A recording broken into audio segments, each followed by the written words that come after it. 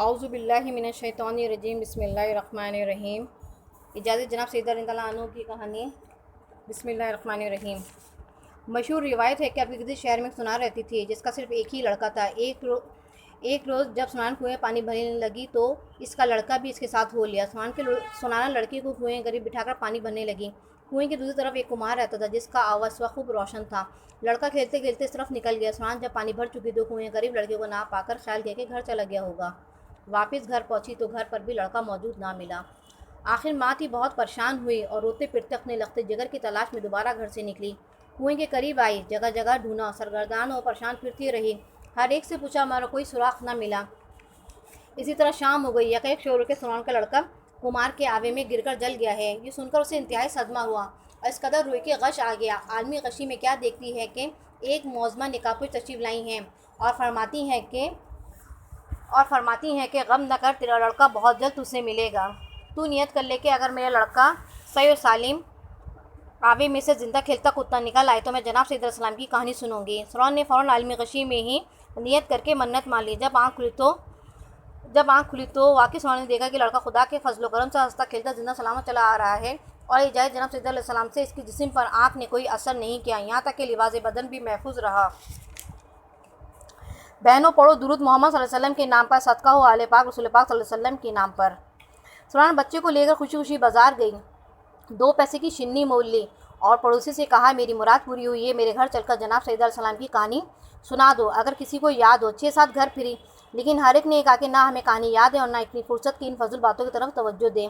سنان سب سے مایوس ہو کر جنگل طرف چل دی۔ کچھ دیر چل کر وہی نقاب پوش معظمہ نظر آئیں اور فرمایا اے خاتون مت رو، چادر بچھا کر بیٹھ جا، میں کہانی کہتی ہوں تو سن۔ پھر آپ نے فرمایا شہر مدینہ میں ایک یہودی رہتا تھا، اس کی لڑکی کی شادی تھی۔ وہ یہودی رسول خدا صلی اللہ علیہ وآلہ وسلم کی خدمت میں آیا اور کہنے لگا کہ میری لڑکی کی شادی ہے، آپ صلی اللہ علیہ وآلہ وسلم اجازت دیں تو میں شرف پاؤں کہ جناب سید علیہ السلام میرے گھر تشریف لے جائیں۔ آپ صلی اللہ علیہ وآلہ وسلم نے فرمایا اس امر کے مالک حضرت علی رضی اللہ عنہ ہیں۔ یہ سن کر حضرت علی رضی اللہ عنہ کی خدمت میں حاضر ہوا اور عرض کیا کہ آپ اجازت دیں تو جناب سید علیہ السلام میرے گھر تشریف لے چلیں۔ آپ نے فرمایا اس امر کے مالک خود جناب سید علیہ السلام ہیں۔ اس کے بعد یہودی نے جناب سید علیہ السلام کے دروازے پر آواز دی اے بنت رسول اللہ صلی اللہ علیہ وآلہ وسلم، میری لڑکی کی شادی ہے، اگر آپ تشریف لے چلیں تو میری عزت بڑھ جائے گی۔ آپ صلی اللہ علیہ وسلم نے فرمایا جناب امیر علیہ السلام سے اجازت لیں تو چلوں۔ یہودی نے کہا میں رسول خدا صلی اللہ علیہ وسلم اور شیر خدا رضی اللہ عنہ کی خدمت میں گیا تھا، سب نے آپ ہی کو مختار کیا ہے۔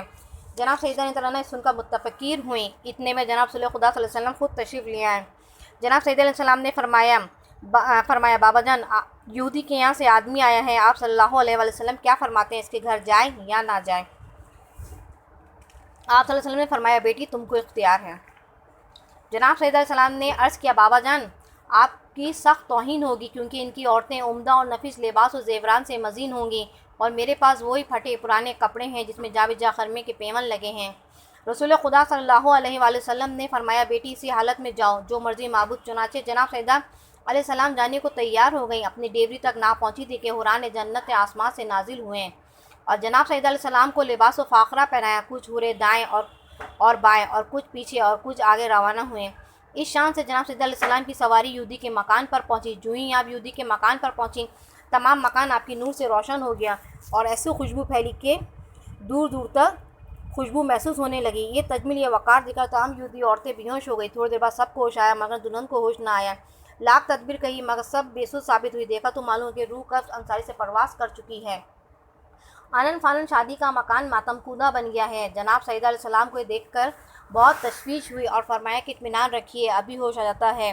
اس کے بعد فوراً آپ نے 2 رکعت نماز پڑھ کر دعا کے لیے ہاتھ بلند کیے اور کہا اے میرے معبود، میں بنت رسول اللہ صلی اللہ علیہ وآلہ وسلم ہوں۔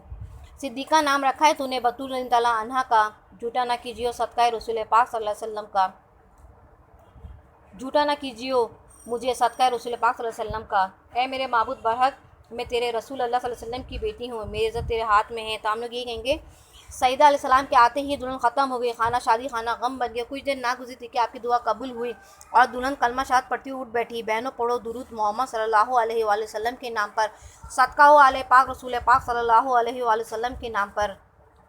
کہنے لگی میں شہادت دیتی ہوں کہ خدا واحد لا شریک ہیں حضرت محمد مصطفیٰ صلی اللہ علیہ وسلم رسول برحق ہیں اور آپ ان کی دختر ہیں۔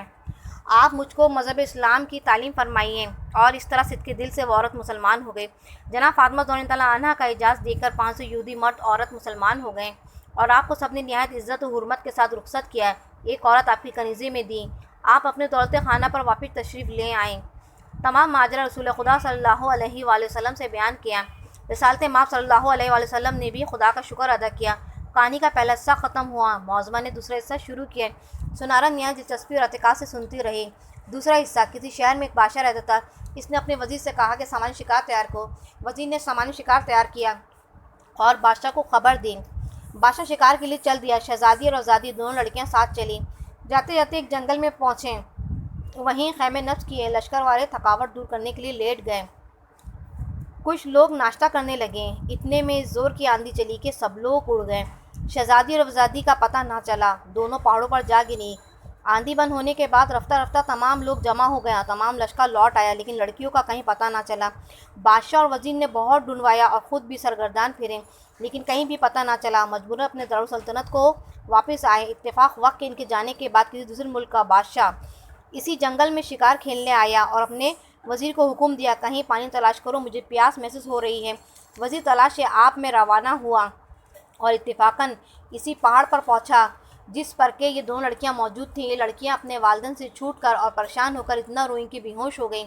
عالمی غشی میں کیا دیکھتی ہیں؟ ایک نقاب پوش معظمہ تشریف لائی ہیں اور فرماتی ہیں کہ اے لڑکیوں، تم منت مان لو کہ جب اپنے والدین سے مل جائیں گے تو جناب سیدہ علیہ السلام کی کہانی سنیں گے۔ ان لڑکیوں نے عالمی غشی میں منت مان لی۔ جب ہوش آئے تو ایک دوسرے کی تصدیق کی اور کہا کہ میں نے بھی یہی دیکھا ہے۔ اتنے میں وہ وزیر جو پانی کی تلاش میں گیا تھا آ پہنچا اور دونوں لڑکیوں کو دیکھ کر حیران رہ گیا۔ پوچھا اے لڑکیوں، تم کہاں کی رہنے والی ہو؟ مجھے اپنے حزب و نفس سے آگاہ کرو۔ لڑکیوں نے سارا قصہ بیان کیا کہ اس طرح اپنے والدین سے چھوٹ گئے ہیں۔ وزیر اپنے بادشاہ کے پاس گیا، سارا قصہ بیان کیا۔ بادشاہ نے کہا تم فوراً جاؤ اور دونوں لڑکیوں کو لے آؤ۔ وزیر مائع سامان اور سواری کی پہاڑی پر گیا اور لڑکیوں سے درخواست کی کہ اے لڑکیوں، اگر آپ مناسب سمجھو تو میرے ساتھ چلو۔ لڑکیاں راضی ہو گئیں۔ وزیر اپنے ہمراہ ان دونوں کو لے کر دارالسلطنت کو واپس آیا۔ چند روز بعد ان کے والدین کو خبر ہوئی کہ فلاں بادشاہ کے یہاں ہماری لڑکیاں موجود ہیں۔ پہلے بادشاہ کے نام ایک خط لکھ کر اپنے وزیر کو روانہ کیا کہ ہماری لڑکیوں کو رخصت کر دو۔ اس بادشاہ نے جواب میں خط تحریر کیا کہ آپ کی لڑکیاں حاضر ہیں، لیکن کیا ہی اچھا ہوتا کہ آپ میرے لڑکے سے اپنی لڑکی اور وزیر کے لڑکے سے وزیر کی لڑکی کی شادی کرنا منظور فرما لیے۔ پہلے بادشاہ نے آخرکار یہ بات منظور کر لی۔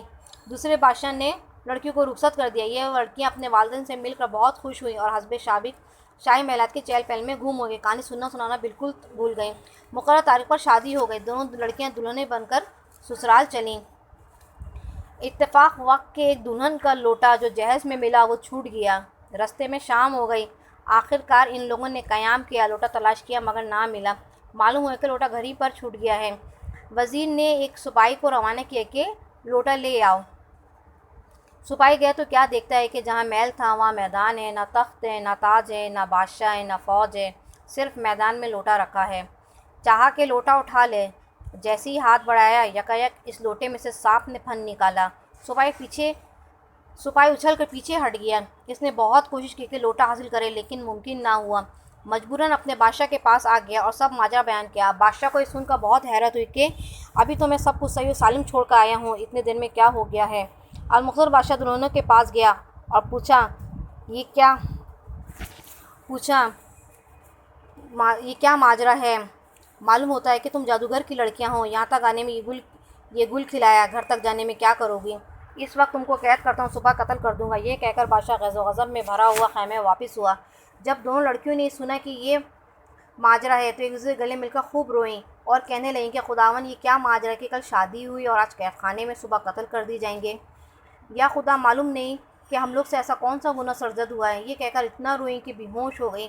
اسی عالمی غشی میں دیکھا کہ وہی نقاب پوش معظمہ جو پہاڑ پر نظر آئی تھی پھر نظر آئیں اور کہا لڑکیوں، تم نے پہاڑ پر منت مانی تھی کہ جب اپنے والدین سے مل جائیں گے تو جناب سیدہ علیہ السلام کی کہانی سنیں گے۔ تم لوگوں نے کہانی نہیں سنی، بدعہدی کی، اسی وجہ سے یہ عذاب نازل ہوا ہے۔ اب تم لوگ اسی قید خانے میں کہانی سنو۔ لڑکیوں نے کہا قید خانے میں پیسے کہاں؟ آپ نے فرمایا تمہارے آنچل میں 2 پیسے بندھے ہیں۔ لڑکیاں جب ہوش میں آئے تو دیکھا آنچل میں 2 پیسے بندھے ہیں۔ انہوں نے کسی تدبیر سے 2 پیسے کی شنی منگوائی اور ایک نے کہانی کہی، دوسری نے سنی۔ صبح کو بادشاہ نے جلاد کو بلوایا اور دلہنوں کو قتل کرنے کا حکم سنایا۔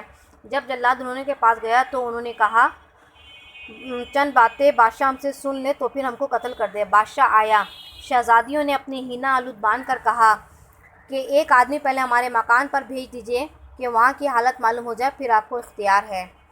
بادشاہ نے اسے منظور کر لیا اور سپاہی کو پہلے بادشاہ کے یہاں بھیجا کہ حال دریافت کرے۔ اس نے دیکھا کہ محل، شاہانہ تخت و تاج سب کچھ اسی طرح موجود ہے۔ سپاہی واپس آیا اور ماجرا بادشاہ سے کہہ سنایا۔ بادشاہ لڑکیوں کے پاس گیا اور پوچھا کیا ماجرا ہے۔